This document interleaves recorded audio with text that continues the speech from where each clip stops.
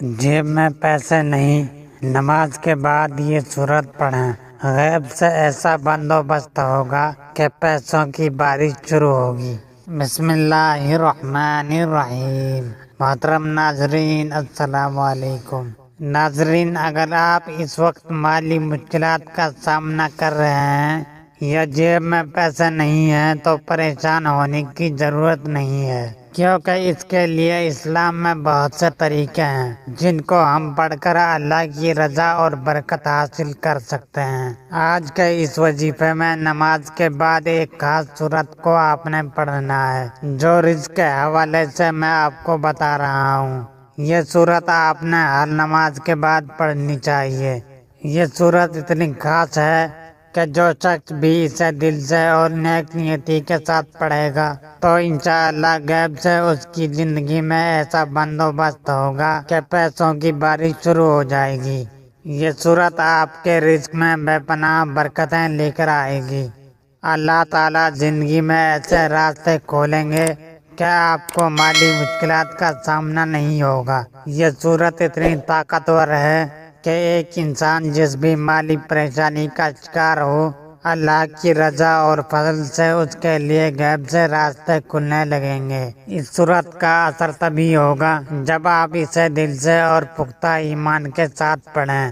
اگر آپ کا دل صاف اور نیک نیتی سے بھرا ہوگا تو اللہ آپ کے لیے ایسی برکتیں نازل فرمائے گا جنہیں آپ نے کبھی خواب میں بھی نہیں سوچا ہوگا۔ محترم ناظرین، دنیا دارالامتحان ہے، اس میں انسانوں کو آزمایا جاتا ہے۔ آزمائش سے کسی مومن کو بھی مفر نہیں، اسے اس جہاں میں طرح طرح کی مشکلات، پریشانیوں کا سامنا کرنا پڑتا ہے۔ قسم قسم کے ہموم و غموم اس پر حملہ آور ہوتے ہیں، اور یہ تمام مصائب و آلام، بیماری اور تکالیف سب کچھ من جانب اللہ ہیں۔ اس پر ایمان و یقین رکھنا ایک مومن کے عقیدے کا حصہ ہے، کیونکہ اچھی اور بری تقدیر کا مالک و مختار صرف اللہ کی ذات ہے۔ اللہ تعالیٰ اپنے بندوں میں سے جنہیں چاہتا ہے انہیں آزمائش میں مبتلا کر دیتا ہے تاکہ وہ اطاعت پر مضبوط ہو کر نیکی کے کاموں میں جلدی کریں، اور جو آزمائش انہیں پہنچی ہے اس پر وہ صبر کریں تاکہ انہیں بغیر حساب اجر و ثواب دیا جائے۔ اور یقیناً اللہ کی سنت کا بھی یہی تقاضا ہے کہ وہ اپنے نیک بندوں کو آزماتا رہے تاکہ وہ ناپاک کو پاک سے، نیک کو بد سے اور سچے کو جھوٹے سے جدا کر دے۔ لیکن جہاں تک ان کے اسباب کا تعلق ہے تو وہ سراسر انسان کے اپنے کیے دھرے کا نتیجہ سمجھنا چاہیے۔ جیسا کہ ارشاد باری تعالیٰ ہے، جو کچھ تمہیں مصائب پہنچتے ہیں وہ تمہارے ہی کردار کا نتیجہ ہیں، جبکہ تمہارے بے شمار گناہوں کو معاف کر دیا جاتا ہے۔ دنیا میں غم و مسرت اور رنج و راحت جوڑا جوڑا ہیں۔ ان دونوں موقعوں پر انسان کو ضبط نفس اور اپنے آپ پر قابو پانے کی ضرورت ہے، یعنی نفس پر اتنا قابو ہو کہ مسرت و خوشی کے نشے میں اس میں فخر و غرور پیدا نہ ہو، اور غم و تکلیف میں وہ اداس اور بددل نہ ہو۔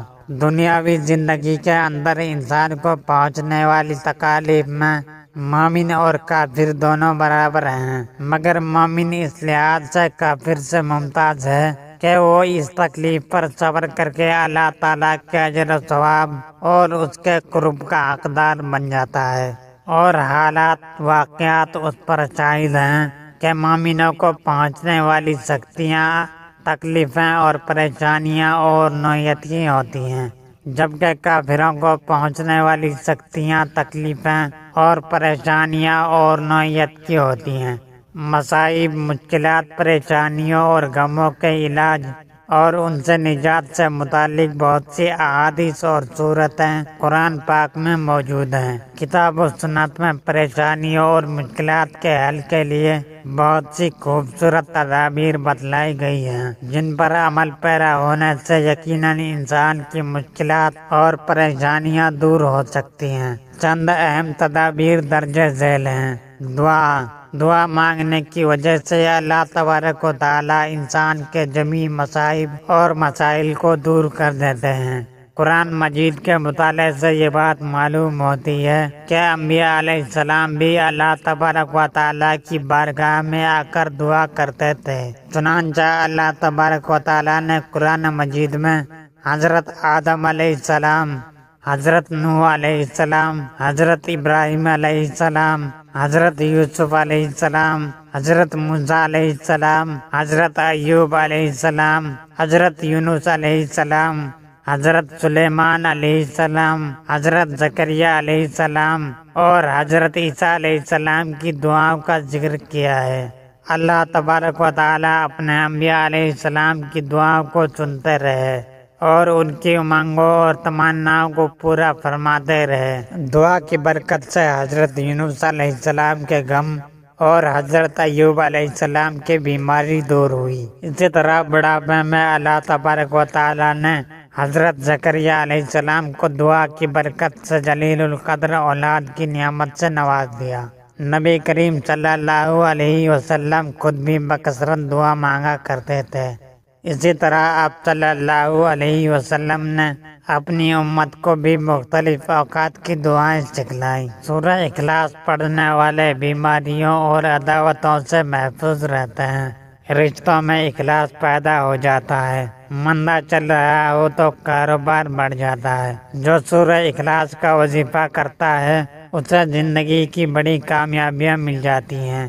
ناظرین، جو لوگ اس سورت کو مستقل بنیادوں پر ہر نماز کے بعد پڑھیں گے ان کے مال و دولت میں اضافہ ہوگا اور ایسا بندوبست ہوگا کہ آپ کی زندگی میں پیسوں کی کمی نہیں رہے گی۔ اب آپ کو اس سورت کو کیسے پڑھنا ہے؟